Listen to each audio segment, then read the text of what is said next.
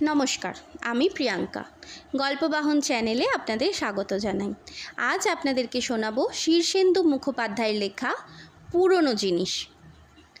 গল্পটি মন দিয়ে শোনার অনুরোধ রইল। যদি ভালো লাগে তাহলে অবশ্যই একটি লাইক করবেন।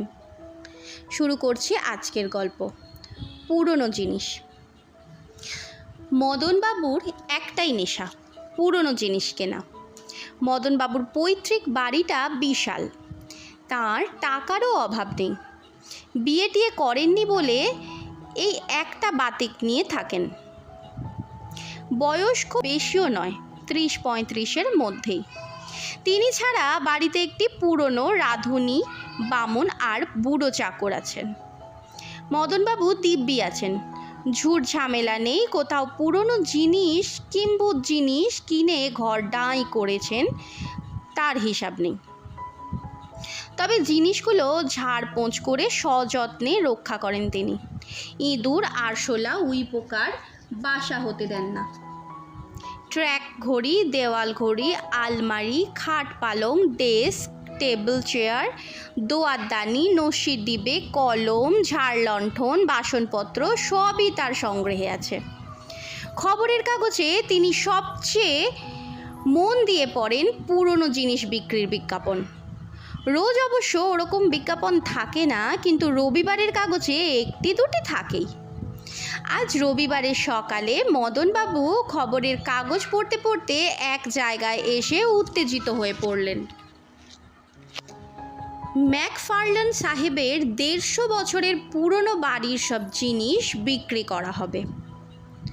ব্রড স্ট্রিটে ম্যাকফার্লান সাহেবের যে বাড়িটা আজও টিকে আছে তার অবস্থা খুবই শোচনীয়, পোড়ো পোড়ো অবস্থা। কর্পোরেশন থেকে বহুবার বাড়ি ভাঙার নোটিশ দেওয়া হয়েছে, কিন্তু বুড়ো ম্যাকফার্লানের আর সরবার জায়গা ছিল না, তাই বাড়িটা ভাঙা হয়নি। ওই বাড়িতে ম্যাকফার্লানদের 3 পুরুষের বাস। জন ম্যাকফার্লান্সের সঙ্গে মদনবাবুর একটু চেনা ছিল, কারণ জন ম্যাকফার্লানেরও পুরনো জিনিস কেনার বাতিক। মাত্র মাস 5 আগে সাহেব মারা যান। তখনই মদনবাবু তাঁর জিনিসপত্র কিনে নেওয়ার চেষ্টা করেন, কিন্তু পারেননি। এক অবাঙালি ব্যবসায়ীর কাছে আগে থেকেই বাড়ি এবং জিনিসপত্র বাঁধা দেওয়া ছিল। সেই ব্যবসায়ী মদনবাবুকে সাফ বলে দিয়েছিলেন, উটকো ক্রেতাকে জিনিস বিক্রি করা হবে না, নিলামে চড়ানো হবে। মদনবাবু তার বুড়ো চাকরকে ডেকে বললেন, ওরে ভজা, আমি চললুম। দোতলার হলঘরটার উত্তর দিক থেকে পিয়ানোটাকে সরিয়ে কোণে ঠেলে দিস, আজ কিছু নতুন জিনিস আসবে। ভজা মাথা নেড়ে বলে, নতুন নয়, পুরনো। ওই হলো। আর রাঁধুনিকে বলিস খাবার ঢাকা দিয়ে রাখে যেন, ফিরতে দেরি হতে পারে। মদনবাবু ট্যাক্সি হাঁকিয়ে যখন ম্যাকফার্লানের বাড়িতে পৌঁছলেন তখন সেখানে বেশ কিছু লোক জড়ো হয়ে গেছে। মদনবাবু বেশিরভাগ লোককেই চেনেন। এরা সকলেই পুরনো জিনিসের সমজদার এবং খদ্দের। সকলেরই বিলক্ষণ টাকা আছে। মদনবাবু বুঝলেন আজ তার কপালে কষ্ট আছে। আদৌ কোনো জিনিসে হাত দেওয়া যাবে কি না সন্দেহ। নিলামের আগে খদ্দেররা এঘর ওঘর ঘুরে ম্যাকফার্লানের বিপুল সংগ্রহরাশি দেখছেন। আসবাবপত্র থেকে শুরু করে ছোটোখাটো জিনিসের এক খনি বিশেষ। কোনটা ছেড়ে কোনটা ধরেন তা ভাবতে গিয়ে মদনবাবু হিমশিম খেতে লাগলেন। বেলা 12টায় নিলাম শুরু হলো। একটা করে জিনিস নিলামে ওঠে আর সঙ্গে সঙ্গে হাঁকডাক পড়ে যায়। মদনবাবুর চোখের সামনে একটা মেহগিনির পালঙ্ক 10,000 টাকায় বিকিয়ে গেল। একটা কাঠ গ্লাসের পানপাত্রের সেট বিকিয়ে গেল 12,000 টাকায়। একছড়া মুক্তোর মালার দাম উঠল 40,000 টাকা। মদনবাবু বেলা 4টে অবধি একটা জিনিসও ধরতে পারলেন না। মনটা ভারী খারাপ হয়ে গেল। দর আজ যেন বড্ড বেশি উঠে যাচ্ছে। একেবারে শেষ দিকে একটা পুরনো কাঠের আলমারি নিলামে উঠল। বেশ বড় সড়ো এবং সাদামাটা আলমারিটা অন্তত একটা স্মৃতিচিহ্ন হিসেবে কবজা করার জন্য মদনবাবু প্রথমেই দর হাঁকালেন 5,000। একটা বুড়ো হাঁকলো 20,000। মদনবাবু অবাক হয়ে গেলেন। একটা কাঠের আলমারির দর এত ওঠার কথাই নয়। কেউ ফাঁকা আওয়াজ ছেড়ে দর বাড়াচ্ছে নাকি? নিলামে এরকম প্রায় হয়। নয়, কেউ ফাঁকা আওয়াজ ছেড়ে দর বাড়াচ্ছে নাকি? তবে মদনবাবুর মর্যাদাতেও লাগছিল খালি হাতে ফিরে যাওয়াটা। একটা কিছু নিয়ে না যেতে পারলে নিজের কাছে সে নিজে মুখ দেখাতে পারবে না। মদনবাবু তাই মরিয়া হয়ে ডাকলেন, 21,000। আশ্চর্য এই যে দর আর উঠল না। 21,000 টাকায় আলমারিটা কিনে মহানন্দে বাড়ি ফিরলেন মদনবাবু। যদিও মনে মনে বুঝলেন দরটা বড্ড বেশি হয়ে গেল। পরদিন সকালে আলমারিটা কুলিরা ধরাধরি করে পৌঁছে দিয়ে গেল। দোতলার হলঘরের উত্তর দিকে জানালার পাশেই সেটা রাখা হলো। বেশ ভারী জিনিস।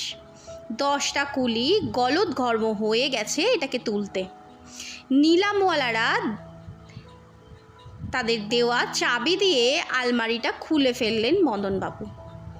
নিচে ওপরে কয়েকটা ড্রয়ার, মাঝখানে ওয়ারড্রব। মদনবাবু অনেকক্ষণ ধরে খুঁটিয়ে দেখলেন জিনিসটা। বর্মা সেগুন কাঠের তৈরি ভালো জিনিস, কিন্তু 21,000 টাকা দরটা বেজায় বেশি হয়ে গেছে। তা আর কি করা, এ নেশা যার আছে তাকে মাঝে মাঝেই ঠকতে হয়। 21,000 টাকার কথা ভাবতে ভাবতেই ঘুমিয়ে পড়েছিলেন মদনবাবু।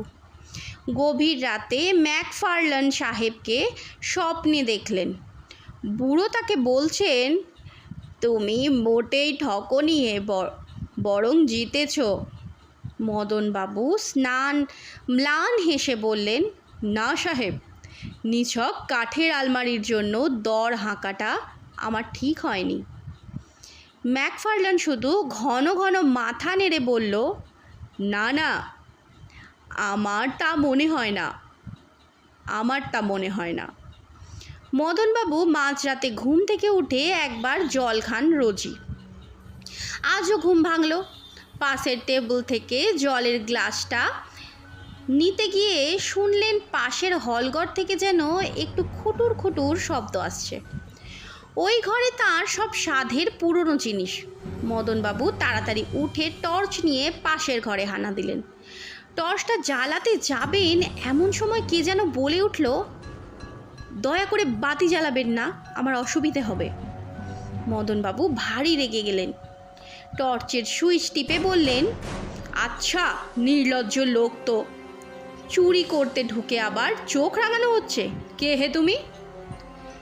চোরটা যে কে বা কেমন তা বোঝা গেল না, কারণ টর্চটা জ্বলল না। মদনবাবু টর্চটা বিস্তর ঝাঁকালেন, নাড়ালেন, উল্টে পাল্টে সুইচ টিপলেন, বাতি জ্বলল না।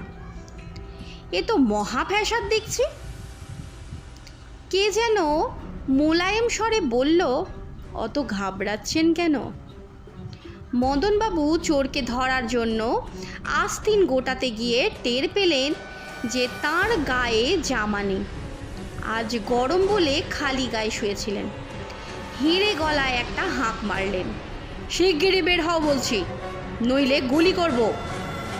আমার কিন্তু রিভলভার আছে। নেই। কে বলল নেই? জানি কি না, কিন্তু লাঠি আছে, খুঁজে পাবেন না। কে বলল খুঁজে পাবো না? অন্ধকারে লাঠি খোঁজা কি অত সোজা? আমার গায়ে কিন্তু সাংঘাতিক জোর, এক ঘুষিতে নারকোল ফাটাতে পারি। কোনো দিন ফাটাননি। কে বলল ফাটাইনি? জানি কি না, আপনার গায়ে তেমন জোরই নেই। আমি লোক ডাকি, দাঁড়াও। কেউ আসবে না। কিন্তু খামোখা কেন চেঁচাচ্ছেন? চেঁচাবো না? আমার এত সাধের সব জিনিস এ ঘরে, আর এই ঘরেই কিনা চোর। চোর বটে, কিন্তু এলেবেলে চোর নয় মশাই। তার মানে কাল সকালে বুঝবেন। এখন যান, গিয়ে ঘুমান, আমাকে ডিস্টার্ব করবেন না। মদনবাবু ফের ঘাবড়ে গিয়ে ফিরে এলেন ঘরে। দুরু দুরু বুকে বসে থেকে পাশের ঘরে নানা বিচিত্র শব্দ শুনতে লাগলেন। তার সাধের সব জিনিস বুঝিয়ে এবারে যায়। দিনের আলো ফুটতেই মদনবাবু গিয়ে হল ঘরে ঢুকে যা দেখলেন তাতে ভারী অবাক হয়ে গেলেন। ম্যাকফার্লানের সেই কাঠ গ্লাসের পানপাত্রের সেট আর একটা গ্র্যান্ডফাদার ক্লক হল ঘরে দিব্যি সাজিয়ে রাখা। এই দুটো জিনিস কিনেছিল দুজন আলাদা খদ্দের। খুশি হবেন কি দুঃখিত হবেন তা বুঝতে পারলেন না মদনবাবু, কিন্তু অনেক ভেবেচিন্তে খুশি খুশি লাগছিল তাঁর। আবার রাত হলো। মদনবাবু খেয়ে দিয়ে শয্যা নিলেন, তবে ঘুম হলো না। এপাশ ওপাশ করতে করতে একটু তন্দ্রা মতো এলো। হঠাৎ হল ঘরে আগের রাতের মতো শব্দ শুনে তড়াক করে উঠে পড়লেন। হল ঘরে গিয়ে ঢুকে টর্চটা জ্বালাতে চেষ্টা করলেন। কে? তা দিয়ে আপনার কি দরকার?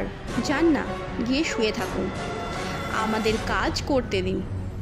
মদনবাবু একটু কাঁপা গলায় বললেন, তো তো তো তোমরা কারা বাবারা? সে কথা শুনলে আপনি ভয় খাবেন। ইয়ে তা তা আমি একটু ভীতু বটে, কিন্তু বাবারা এসব কি হচ্ছে একটু একটু জানতে পারি? খারাপ তো কিছু হয়নি মশাই, আপনার তো লাভই হচ্ছে। তা হচ্ছে, তবে কিনা চুরির দায়ে না পড়ি আমি। তোমরা কি চোর? লোকটা এবার রেগে গিয়ে বলল, কাল থেকে চোর চোর করে গলা হাঁকাচ্ছেন কেন? আমরা ফালতু চোর নই। তবে আমরা ম্যাকফার্লান সাহেবের সব চেলা চামুন্ডা। আমি হলুম গে সর্দার, যাকে আপনি কিনেছেন 21,000 টাকায় আলমারি। আগে আমরা সব ঠিক করেই রেখেছিলাম, যে খুশি আমাদের কিনুক না কেন আমরা শেষ অবধি সবাই মিলেমিশে থাকব। তাই কি? তাই সবাই জোট বেঁধেছি, তাতে আখেরে আপনারই লাভ। মদনবাবু বেশ খুশি হলেন, তবু মুখে একটু দুশ্চিন্তা প্রকাশ করে বললেন, কিন্তু বাবারা দেখো যেন চুরির দায় না পড়ি। মেলা ভ্যাচ ভ্যাচ না করে যান না, নাকে তেল দিয়ে শুয়ে থাকুন, গে কাজ করতে দিন। মদনবাবু তাই করলেন। শুয়ে খুব ফিচিক ফিচিক করে হাসতে লাগলেন। হল ঘরটা ভরে যাবে। দোতলা তিনতলায় যা ফাঁকা আছে তাও আর ফাঁকা থাকবে না। এবার 4 তলাটা না তুললেই নয়। শেষ হলো আজকের গল্প, পুরনো জিনিস। গল্পটি কেমন লাগলো অবশ্যই একটা কমেন্ট বক্সে কমেন্ট করতে ভুলবেন না। যদি আমার চ্যানেলে নতুন হয়ে থাকেন তাহলে প্লিজ আমার চ্যানেলটিকে সাবস্ক্রাইব করে পাশে থাকা বেল আইকনটি প্রেস করে দেবেন, যাতে আমার পরবর্তী পরিবেশনটি সবার আগে আপনার ডিভাইসে পৌঁছে যায়। দেখা হচ্ছে পরের গল্পে। ততদিন ভালো থাকবেন, সুস্থ থাকবেন। নমস্কার।